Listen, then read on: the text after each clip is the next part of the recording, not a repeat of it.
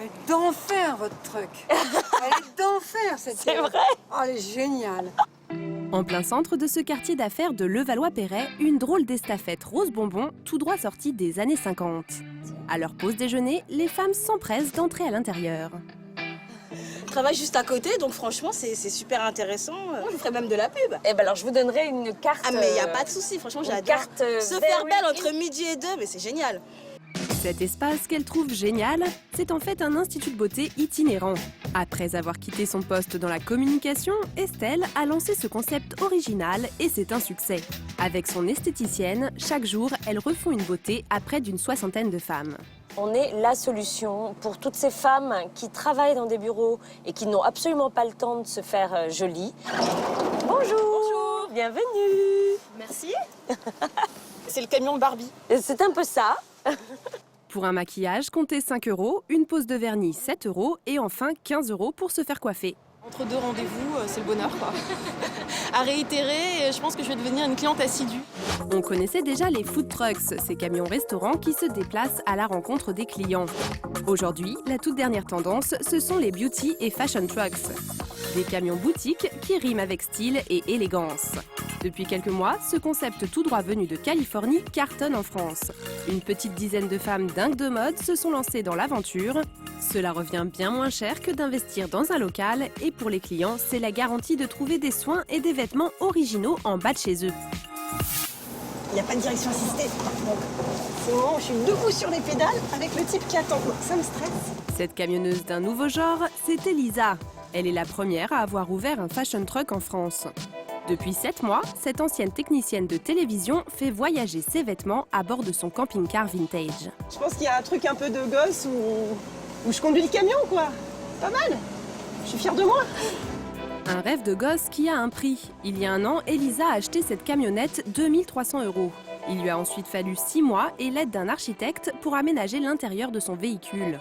Au total, son investissement s'élève à près de 25 000 €. Aujourd'hui, elle a rendez-vous avec Marie, un de ses fournisseurs. Hello. Comment ça va? Les petits t-shirts volatiles. Et ceux-là, il marche vachement bien. J'ai un bon j'adore. succès là-dessus. Hyper joli. Javel, ça je trouve ça. Pour le stock de vêtements que propose Elisa, cela fonctionne comme un dépôt-vente. Elle reverse 50% de ses bénéfices aux personnes qui lui laissent leurs vêtements d'occasion ou encore aux stylistes qui, comme Marie, lui proposent des créations originales. Moi, ce qui m'intéresse, c'est d'avoir la maman qui vient avec son ado de 16 ans, que l'ado soit charmé par un petit bracelet à 14 €, que la maman soit charmée par le manteau à 250 et que tout le monde reparte avec quelque chose qui lui convient. Au total, Elisa va partir avec une dizaine de vêtements sous le bras. Bon, bah, c'est génial, j'ai tout ce qu'il faut pour le free market, ça va être top. Bon, bah parfait. À bientôt. Les teintures sont naturelles, celle qui fait ses teintures. Le free market, c'est une sorte de marché aux puces. N'ayant pas encore obtenu d'autorisation pour stationner avec sa camionnette sur les lieux publics, Elisa a dû opter pour des emplacements privés comme celui-ci. Alors, mes emplacements, ils sont pour le moment uniquement privés. J'ai démarché toutes les villes. Vraiment, je suis partie de Saint-Denis jusqu'à Bagneux. J'ai fait le tour du périph'.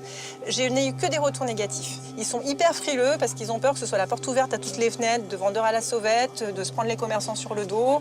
Et du coup, pour faire changer les mentalités, c'est laborieux. Donc je vais y arriver, hein, mais il va falloir les harceler. Les fashion trucks, ça va marcher? Elisa y croit dur comme fer. Et ici, vous avez une partie jeunes créatrices françaises. Donc on recycle des fringues et on met en avant des jeunes créateurs. Voilà. Bah, je vous laisse regarder. Hein. Enfin, c'est très sympa en tout cas. Ici, on trouve des tailles qui varient entre le 34 et le 46 pour des prix allant de 5 à 250 €. L'endroit est un peu exigu et il ne faut pas avoir peur de se cogner la tête pour faire son shopping. Mais cette jeune femme est tout de même séduite par ce petit camion à l'ambiance originale. Il fait très girly, très féminin et c'est très cosy. C'est vraiment sympa, c'est très chaleureux en tout cas. Pour stationner dans ce marché pendant une journée, Elisa a payé une redevance de 120 €. On dit OK, bon, OK, on emballe. Aujourd'hui, elle espère faire au minimum 800 € de chiffre d'affaires. Et c'est plutôt bien parti. J'en suis à 436 €. Bon, c'est pas mal.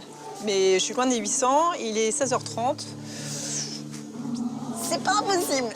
En tout cas, pour Elisa, c'est une nécessité. Car aujourd'hui, son business est encore loin d'être rentable. Alors j'ai moins de charges qu'une boutique, ça c'est évident. Par contre, je fais nettement moins de chiffre d'affaires qu'une boutique. Et les emplacements sont jamais gratuits. Il y a l'essence, il y a l'électricité, il y a le gaz. C'est sûr, ça coûte moins cher au départ, mais c'est pas plus rentable. Elisa a fait un pari. Il n'est pas encore relevé, mais elle veut y croire. Et c'est plutôt bien parti, car au cœur de cette halle, les clientes se bousculent pour pénétrer dans sa camionnette. Mais les fashion trucks ne sont pas seulement réservés aux femmes. Cette jeune femme en fourrure qui danse sur George Michael, c'est Aurore. Une chorégraphie destinée à se réchauffer en ces périodes de grand froid, mais aussi à attirer l'attention des passants. Et ça marche. Ça, c'est un vrai truc typiquement américain. Ça sent que c'est vraiment ancien. Ouais. C'est pas les vêtements d'aujourd'hui qui sont... En léger coton. C'est exactement ça. Tout juste diplômée d'une école de commerce, Aurore a elle aussi lancé son propre fashion truck il y a 5 mois. Ici, on peut trouver des vêtements vintage unisex entre 10 et 50 € pour le plus grand plaisir de ces messieurs. Elle est pas mal. Hein? Maintenant, les magasins, ils bougent partout. Donc c'est bien, ils nous suivent. Dans les lieux qui sont... dans les lieux où il y a du monde, il y a de l'activité, donc c'est sympa. Tu peux te retrouver dans un endroit où tu penses pas nécessairement acheter des vêtements, et puis il y a des vêtements. Et donc du coup, voilà, tu t'amuses bien.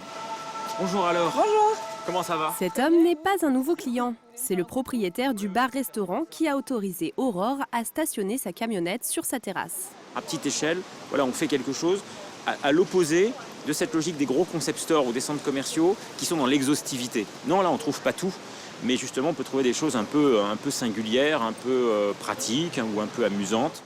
Pour stationner ici, Aurore ne paye rien. En échange, elle devra au restaurateur un intéressement sur ses ventes. Mais quand on parle chiffres, impossible d'avoir des réponses claires sur le sujet.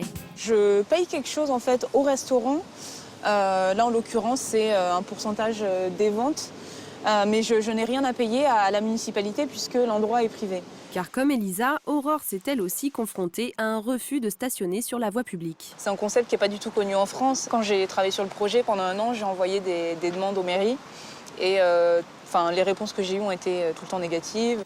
Heureusement pour Aurore, contrairement à Elisa, son investissement de départ de 5 000 € a déjà été amorti. Donc, ils sont au même prix les deux? Oui. Alors je vais vous prendre celle-ci. Au printemps prochain, Aurore compte bien faire voyager sa caravane à travers les routes de France et de Navarre. Alors si vous aussi vous voulez être beau comme un camion, soyez vigilants, vous pourriez bien la croiser sur votre route.